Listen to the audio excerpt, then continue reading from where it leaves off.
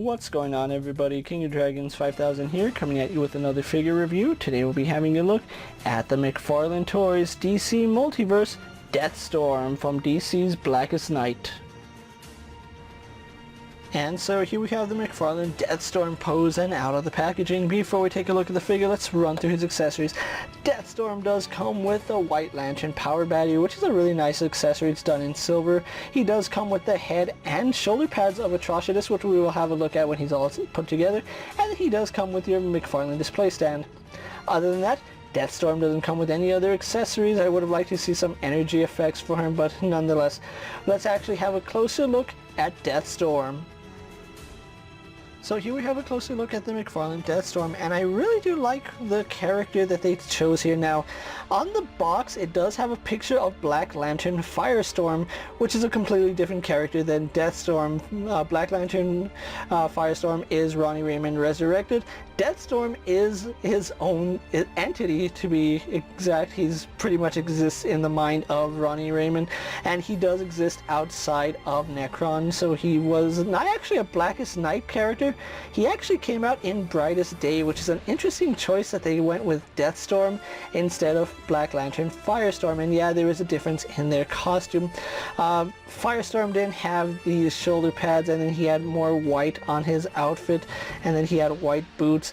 Deathstorm here looks fantastic. I love this skull that they have right here, and just like Firestorm has the flaming hair, Deathstorm does too, and it is very well done. I do like the fact that it is done in translucent plastic, although you really can't see how translucent it is. If I do shine a light through it, you can actually see the light going through his skull, which is a really nice little detail.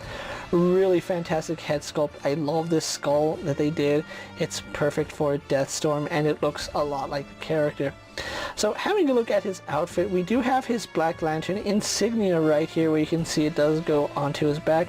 If this was Firestorm, he would have had some flaming effects right here off his right shoulder.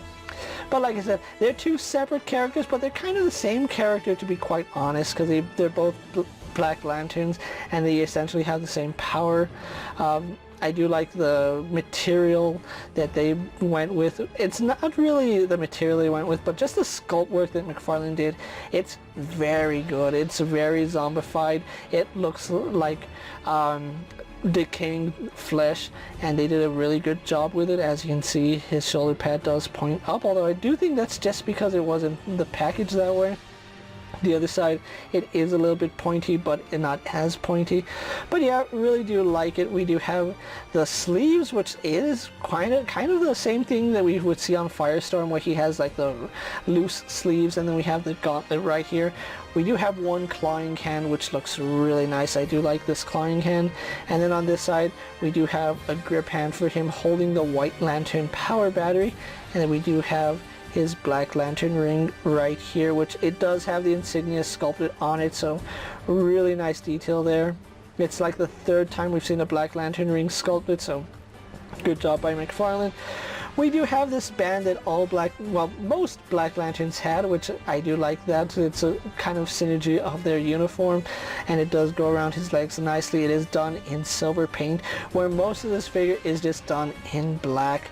Just like with his gauntlets, his boots are done in this gunmetal color, which they do reflect light really nicely. It's a really sweet metallic color scheme. It kind of has like this purple reflective property to it, which I do like that. And then unfortunately his boots, or his shoes, are the same black as the rest of his outfit. I would have liked it if the boots were the same color as these. But yeah, unfortunately it's not, but it's still overall a really nice looking figure. There's really not much to talk about on his details, just because he is mostly an all black character, but like I said, the detail work throughout the body is phenomenal. The sculpt work, the musculature, it all works for Deathstorm, and I think they did a fantastic job with it. So with that out of the way, guys, let's actually get Deathstorm compared to other figures you may have in your collection.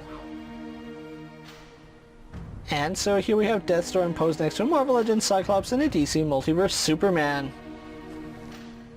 Here we have Deathstorm posed next to a WWE Elite Scale figure and a Mezco 1/12 Collective Popeye the Sailor Man.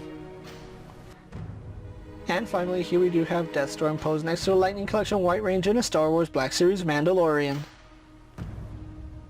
So with the comparisons out of the way, let's actually move on to Deathstorm's articulation. Now, he does have a double ball joint in the head, which he would get more range than that, but his head sits so low on that ball joint, you really don't get any downward movement, you get some slight upwards movement, and I didn't notice that as you move his head, it does become looser, which is kind of disappointing.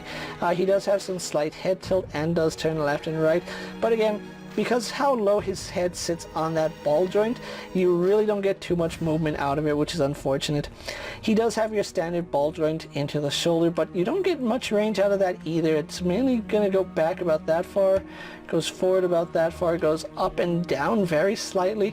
He would do a full 360, but as you would imagine, these shoulder pads do get in the way. As far as going all the way out, no problem. He does hit T-poses really well. He does have a bicep swivel, which works really good. We have a double bend here in the elbow, as you can see, giving us some really nice range. Goes past 90, no problem. Ball joint at the wrist, so we do have up and down movement. We can rotate that joint to have in and out, and then of course it rotates on that ball joint. He does have a ball joint here at the torso, which does allow him to move forward and back a little bit. You can see he crunches back more than he crunches forward, which is standard for most Mcfarlane figures. Some tilt as well as rotation. Then we have another ball joint here at his waist, which lets him lean back. He does lean forward to about right there. Rotates at the waist, no problem. Legs do kick forward to about right there. They kick back about that far. Go out to the side, no problem.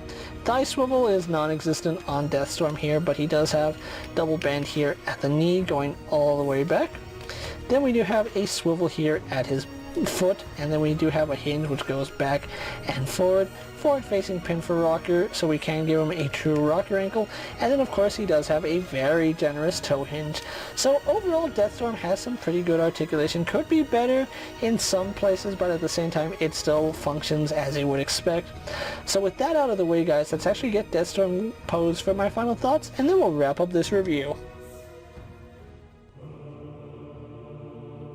And so here we have the Mcfarlane Toys Deathstorm pose for my final thoughts, and overall I really do like the way this figure came out. I'm actually a fan of all the Black Lanterns that have been made so far, mainly because I really do like Blackest Night. Even though Deathstorm wasn't part of Blackest Night, he was part of Brightest Day, I still appreciate the fact that we did get Deathstorm because he is such a really nice character.